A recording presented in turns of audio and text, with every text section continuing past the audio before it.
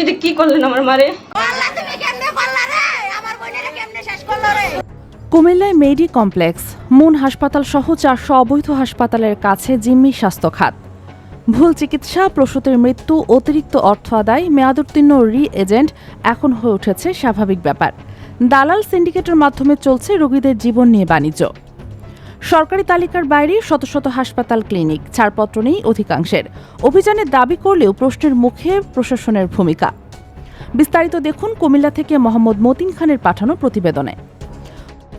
কুমিল্লার মেডি কমপ্লেক্স হাসপাতাল, মুন হাসপাতাল, HR হাসপাতাল, শততা স্পেশালাইজড হাসপাতাল ও কুমিল্লা আলিফ হাসপাতালের বিরুদ্ধে একের পর এক গুরুতর অনিয়ম, ভুল চিকিৎসা, রোগীদের কাছ থেকে অতিরিক্ত অর্থ আদায়, মেয়াদোত্তীর্ণ রি-এজেন্ট ব্যবহার এবং প্রশাসনের নির্দেশ অমান্যের অভিযোগ সামনে এসেছে।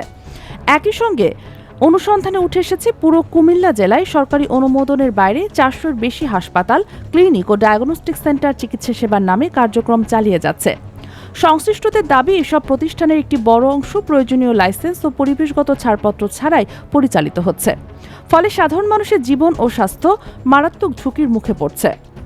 কুমিল্লা জেলা সিভিল সার্জন কার্যালয়ের সরকারি নথি বিশ্লেষণে দেখা যায়, জেলায় অনুমোদিত চিকিৎসা প্রতিষ্ঠানের সংখ্যা 483টি। এর মধ্যে সাধারণ হাসপাতালে 201টি, ডায়াগনস্টিক সেন্টার 268টি, ডেন্টাল ক্লিনিক 12টি এবং ব্লাড ব্যাংক 2টি। সরকারি হিসাবে কুমিল্লা সিটি কর্পোরেশন এলাকায় চিকিৎসা প্রতিষ্ঠান রয়েছে মাত্র 132টি। তবে সরেজমিনে অনুসন্ধান এবং সংশ্লিষ্ট সূত্রের তথ্য অনুযায়ী শুধু কুমিল্লা নগরীতেই 3 শতাধিক হাসপাতাল, ক্লিনিক ও ডায়াগনস্টিক সেন্টার পরিচালিত হচ্ছে। আর পুরো জেলায় এর সংখ্যা 7 শতাধিক।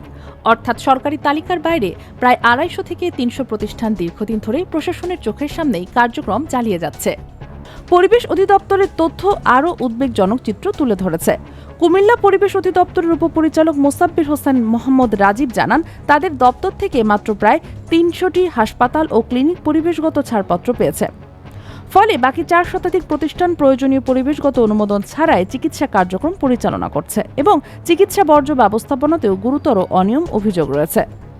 তিনি বলেন, জনবল সংকটের কারণে নিয়মিত অভিযান পরিচালনা করা সম্ভব হচ্ছে না। তবে গত মাসে 6টি প্রতিষ্ঠানকে প্রায় 10 লাখ টাকা জরিমানা করা হয়েছে। তবে সচেতন মহলের প্রশ্ন, শত শত অবৈধ প্রতিষ্ঠানের বিপরীতে সীমিত জরিমানা কার্যকর প্রতিরোধ তৈরি করতে পারছে কিনা। অনুসন্ধানে সবচেয়ে আলোচিত অভিযোগ উঠে এসেছে নগরীর মেডি কমপ্লেক্স হাসপাতালকে ঘিরে। অভিযোগ রয়েছে, সম্প্রতি সিজারিয়ান অপারেশনের সময় অ্যানেস্থেসিয়া দেওয়ার পর এক প্রসূতির মৃত্যু হয়। নিহতের স্বজনদের দাবি, চিকিৎসকদের অবহেলা এবং হাসপাতালের অপর্যাপ্ত ব্যবস্থাপনায় এই মৃত্যুর কারণ। তাদের অভিযোগ, হাসপাতালটিতে অনভিজ্ঞ কর্মীদের নিয়ে চিকিৎসা সংক্রান্ত গুরুত্বপূর্ণ কাজ করানো হয় এবং অর্থ আদায়কেই সর্বোচ্চ গুরুত্ব দেওয়া হয়।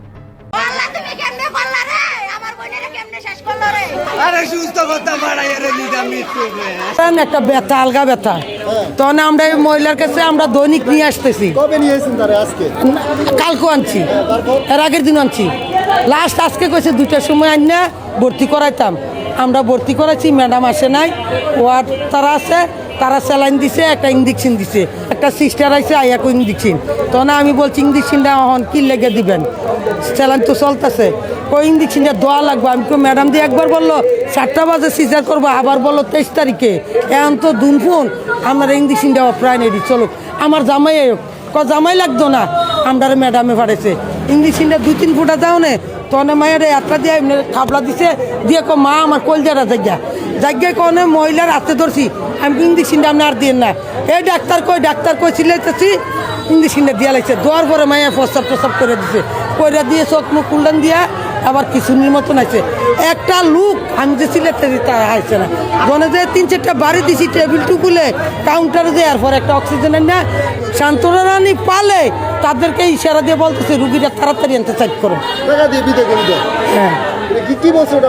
তাড়াতাড়ি আনতে রুগীটা সাইড করো। তখন তারা একটা প্ল্যান করে কইলকিতে মুনে দেয়। তখন আমি কিছু আমার মেয়ে মাইরা লাইছে, আমার মেয়ে। একই এলাকার HR হাসপাতাল বিভিন্ন অনিয়মের কারণে প্রশাসনের নির্দেশ বন্ধ করে দেওয়া হলেও কয়েকদিনের মধ্যেই আবার কার্যক্রম শুরু করে বলে অভিযোগ রয়েছে।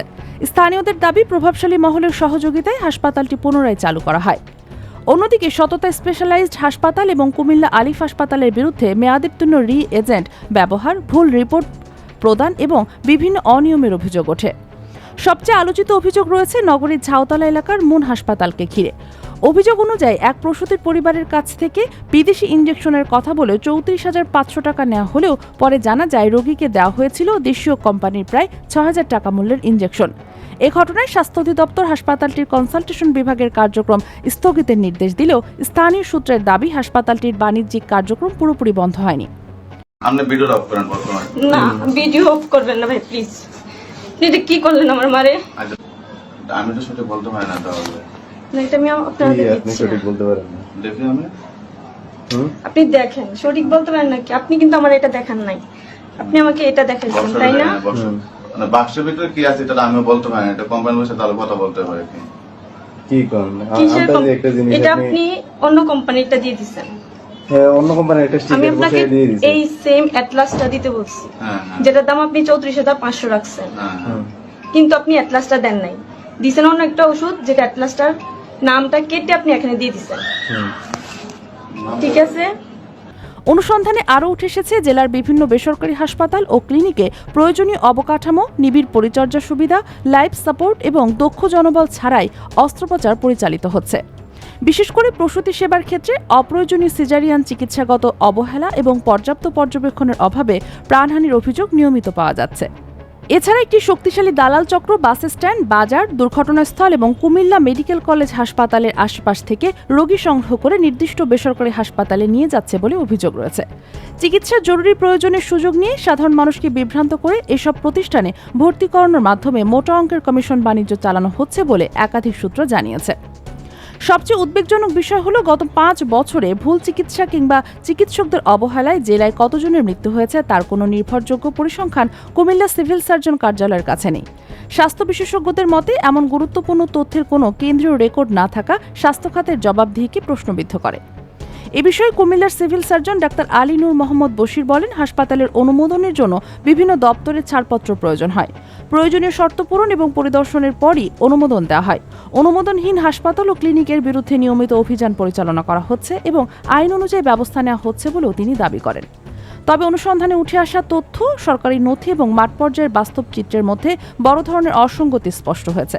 ফলে প্রশ্ন উঠেছে, শত শত অনুমোদনহীন হাসপাতাল ও ক্লিনিক বছরের পর বছর কিভাবে প্রকাশ্যে পরিচালিত হচ্ছে, আর কেনই বা সংশ্লিষ্ট নিয়ন্ত্রক সংস্থাগুলোর কার্যকর তদারকি এখনও নিশ্চিত করা যাচ্ছে না।